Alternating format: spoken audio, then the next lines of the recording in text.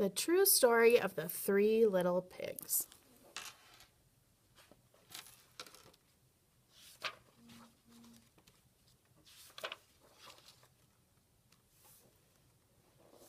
Everybody knows the story of the three little pigs, or at least they think they do. But I'll let you in on a little secret. Nobody knows the real story because nobody has ever heard my side of the story. I'm the wolf, Alexander T. Wolf. You can call me Al. I don't know how this whole big bad wolf thing got started, but it's all wrong. Maybe it's because of our diet. Hey, it's not my fault wolves eat cute little animals like bunnies and sheeps and pigs. That's just the way we are. If cheeseburgers were cute, folks would probably think you were big and bad too. But like I was saying, the whole big bad wolf thing is all wrong. The real story is about a sneeze and a cup of sugar. This is the real story. Way back in Once Upon a Time, I was making a birthday cake for my dear old granny. I had a terrible sneezing cold. I ran out of sugar. So I walked down the street to ask my neighbor for a cup of sugar. Now, this neighbor was a pig, and he wasn't too bright either.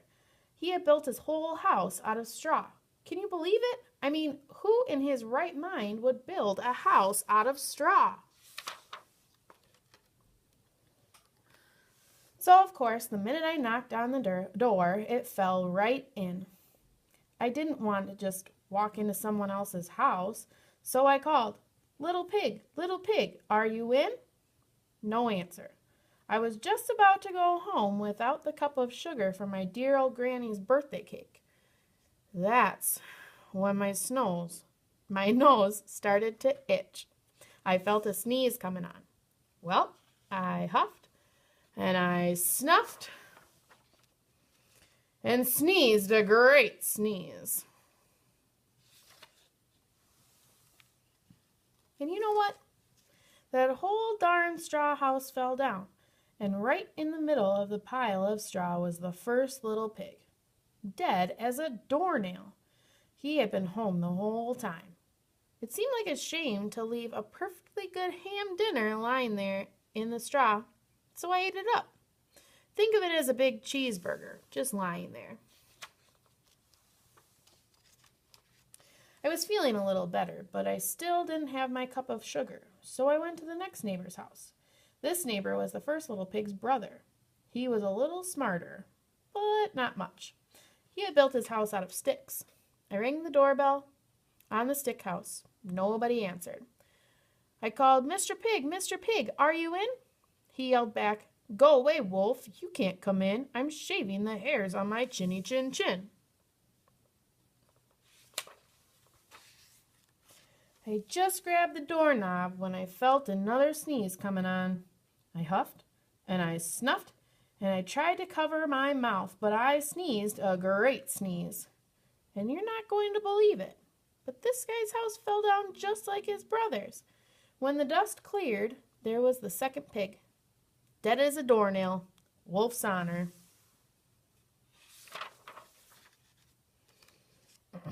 Now you know food will spoil if you just leave it out in the open, so I did the only thing there was to do.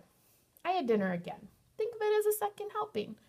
I was getting awfully full, but my cold was feeling a little better, and I still didn't have that cup of sugar for my dear old granny's birthday cake. So I went to the next house. This guy was the first and second little pig's brother. He must have been the brains of the family. He had built his house of bricks. I knocked on the brick house. No answer. I called, Mr. Pig, are you in?" And do you know what that rude little porker answered? "Get out of here, wolf. Don't bother me again." Talk about impolite. He probably had the whole sack full of sugar, and he wouldn't give me even one little cup for my dear, sweet old granny's birthday cake. What a pig! I was just about to go home and maybe make a nice birthday card instead of a cake, but I felt my cold coming on again. I huffed, and I snuffed, and I sneezed once again. Then the third little pig yelled, "And your granny can sit on a pin."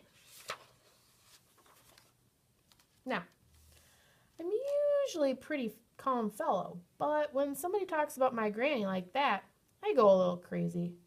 When the cops drove up, of course, I was trying to break down this pig's door, and the whole time I was huffing and puffing and sneezing and making a real scene. The rest, as they say, is history.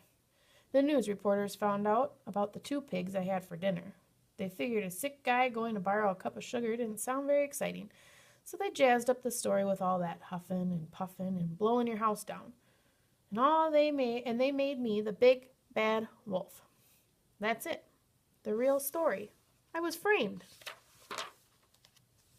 So maybe you could loan me a cup of sugar?